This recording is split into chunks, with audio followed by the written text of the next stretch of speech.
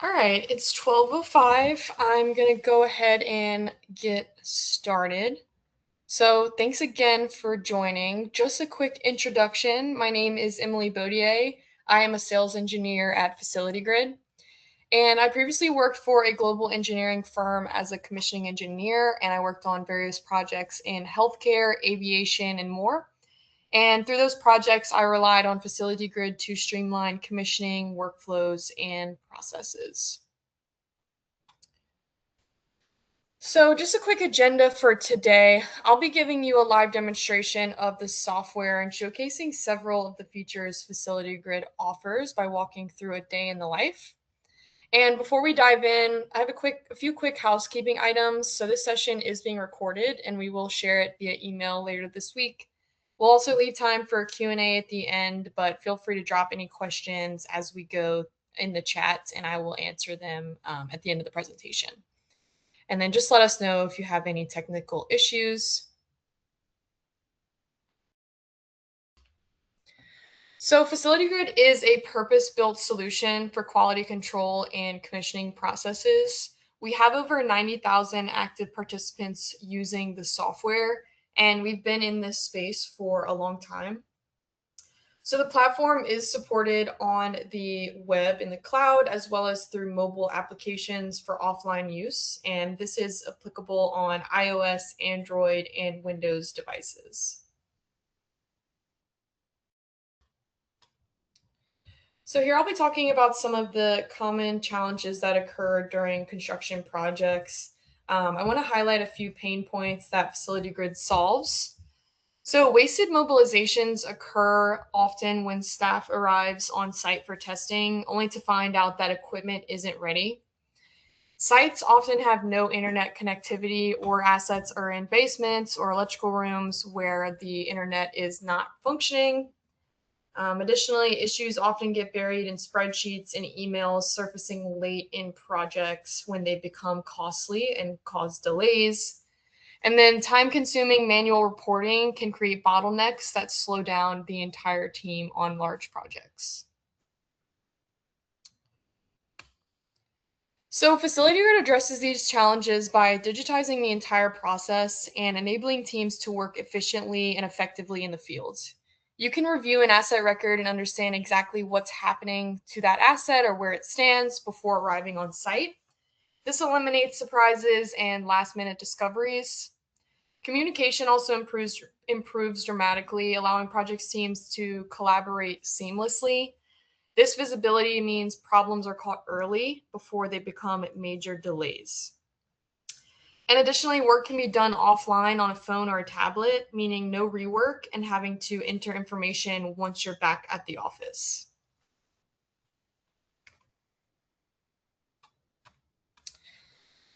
The real power of Facility Grid is having one central source of truth. This delivers improved planning, reduced risk, and a smoother project overall, giving everyone confidence at turnover. So now I'm going to jump into the product and show you how this works in practice.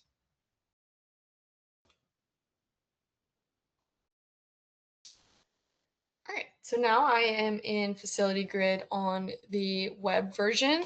And today I will be working in a demo project. It's a data center project called Terabyte Data Center. Let me just refresh my login here. And this is based on a complex mission critical build. So let's go ahead and jump into that project. So I will be acting as a commissioning engineer. And this is my morning walkthrough. So when I arrive on site, the first thing I want to do is open Facility Grid to get an immediate pulse on my project status. This gives me the visibility I need to stay aligned with the entire team. And I can always know which assets are ready for functional testing and whether pre-functional tests are complete. And this eliminates the common problem of sending crews on site only to discover equipment isn't ready for testing. So I'll start by pulling up the asset list inside of Facility Grid. All of the equipment is managed at the equipment level as well as equipment type and systems, which allows you to manage that in different ways and upload checklists and tests to the type or system level. But I'm just going to take a look at this equipment list for now. So as I open this list, I can see live completion percentages for my checklist as well as my functional tests, and then clear indicators of if there are any open issues or documents attached to these assets, as well as the location, so I know exactly where to find them on site. So let's say I want to know how the HVAC equipment is progressing on the project this morning. I can apply a quick filter to only show my HVAC or mechanical discipline assets, and that'll condense that list, giving me a single view for my morning check-in. So today I'm going to dive into Air Handling Unit 4 for a closer look. So when I open up this asset, I can see this record of readiness and everything that is in progress and what's been completed for this unit.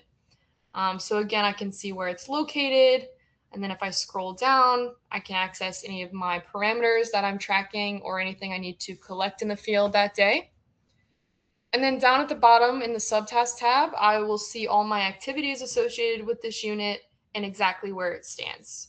So it looks like we are currently completing the pre-functional checklist for this air handling unit 4, and we have a couple outstanding issues that need to be addressed, so I'll make sure those are looked at today. So now that I know where this asset stands, I can drill into any issues. I can see how far along those checklists are. So again, the PFC is in progress. Looks like it's 84% complete. So this unit should be ready for functional testing soon. And then of course, my functional test is not started yet. And then if there are any documents I need for that day, I could find them here in this documents tab. So this level of clarity means that I don't have to scroll through spreadsheets, through emails, or dig through meeting minutes. Everything I need about these assets on this project are right in front of me, eliminating guesswork and the wasted mobilization that used to happen frequently.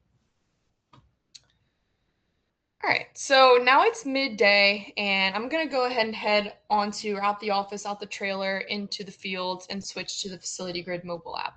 So let's go ahead and open that up.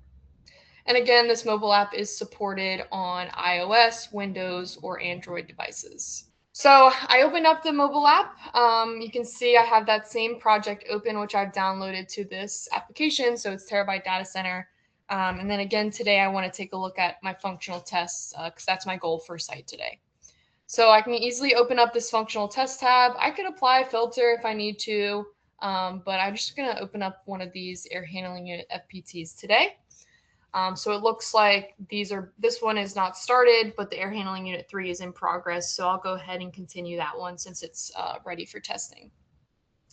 So we'll go ahead and open it up. And then like I mentioned, we'll have our description. So I know, what this is linked to, its status, any open issues. And then if I click over to my questionnaire tab, I can see that functional test that was built out. So I can collapse these different items to get to the questionnaire. So these functional tests as well as checklists are fully customizable. You can pull in custom tables, images, as you just saw, to fill out. But I'm going to focus on just the questionnaire, just the questions for today. So you can see some of this has already been started. So I'll go ahead and continue responding to my questions. Let's say this one passes, this one passes. But during this simulation, the unit does not shut down when the mixed air low duct static pressure sensor is activated and there's an alarm generated.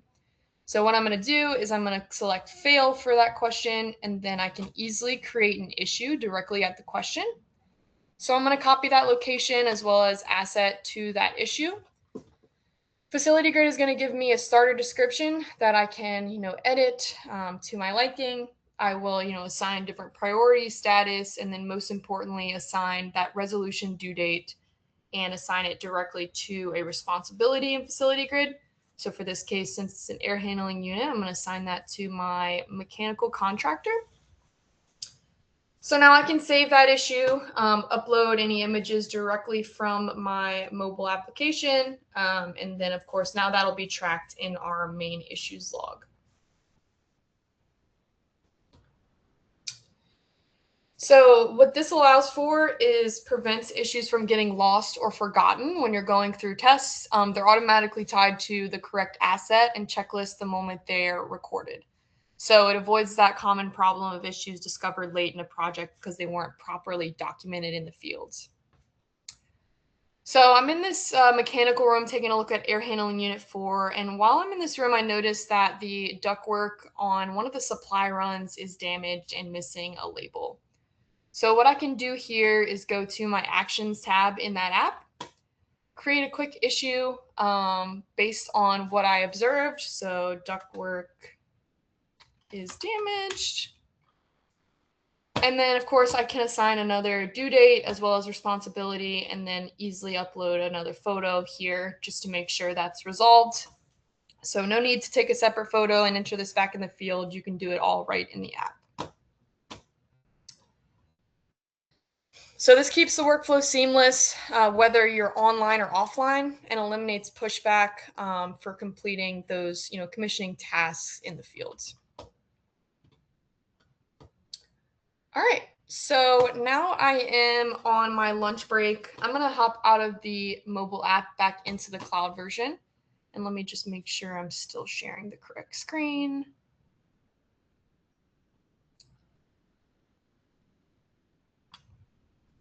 All right, so we're back in the web version. I'm gonna reopen the same project to review my issues log. So in that issues log, I can filter by different responsibilities to see, who needs to do what on a project. I can, filter by all my open issues. And let's say I'm curious about what is open for the mechanical contractor. I can do that. And then I'll get that short list of, this specific filter. And from here, I can generate a PDF report of all these issues, and send it out to the project team. Make sure everyone stays aligned without building manual updates. And then because this issue log updates in real time, teams have been able to upload issues during testing, and this allows contractors to address them while still on site. This can dramatically reduce turnaround times for issue resolution because you're not having to wait a few days, for issues to come through via email, etc. So real-time issue tracking eliminates bottlenecks and keeps the project moving forward. I can export all of my issues from the day again into that PDF, or share it with the team, ensuring everyone knows what needs to be resolved. Facility Grid makes reporting effortless. You can, pull out PDFs, Excel exports, and more, which are generated at the click of a button. So this reduces manually compiling issues and photos into spreadsheets or PDFs on your site days. All right, so it's now the afternoon in my day. I'm about to head out to go home, and before I leave, I want to prepare for my day tomorrow, make sure I can get a good night's rest. So I'm going to go ahead and jump into one of our project help modules, which is called the Closeout Tracker. So the Closeout Tracker will give me a high-level view of my entire project. So reporting at this level of detail manually would normally be time-consuming, but Facility Grid consolidates everything into a single dashboard, eliminating time-draining, error-prone manual reporting processes that teams usually struggle with. So across the top are going to be our different activities, which sit in different phases of the project that we built out. And as the team completes checklists, log issues, and uploads documents, the dashboard updates automatically. So again, across the top are my workflow steps, such as installation, testing, documentation, reviews, approvals.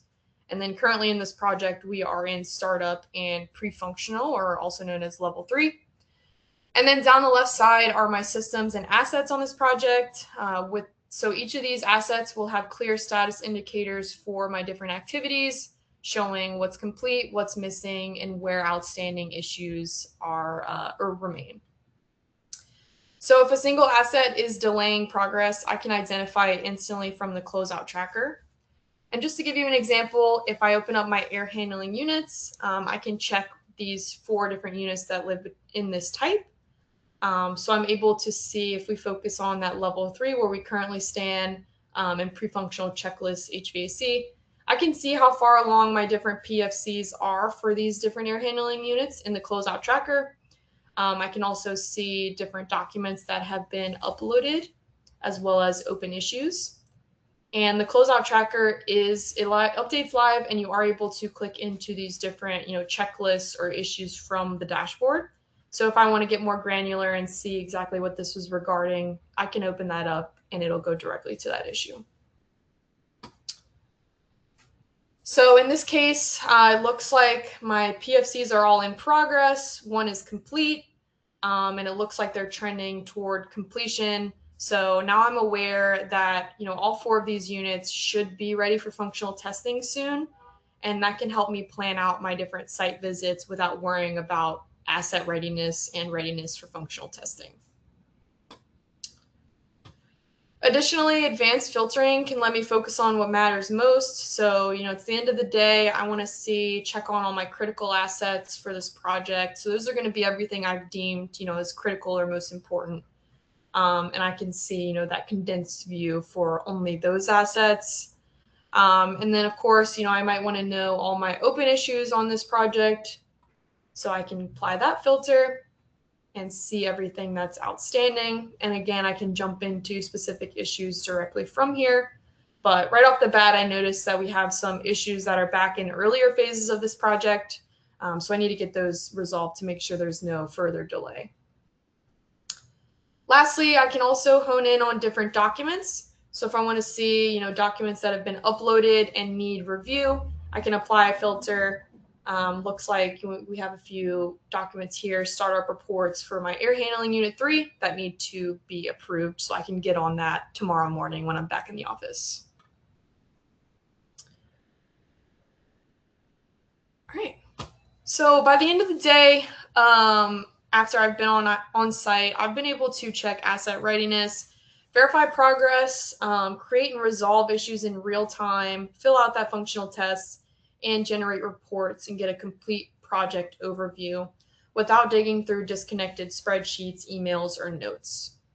So Facility Grid ensures everyone stays aligned and helps your project move smoothly toward completion. I'm going to open back up my presentation.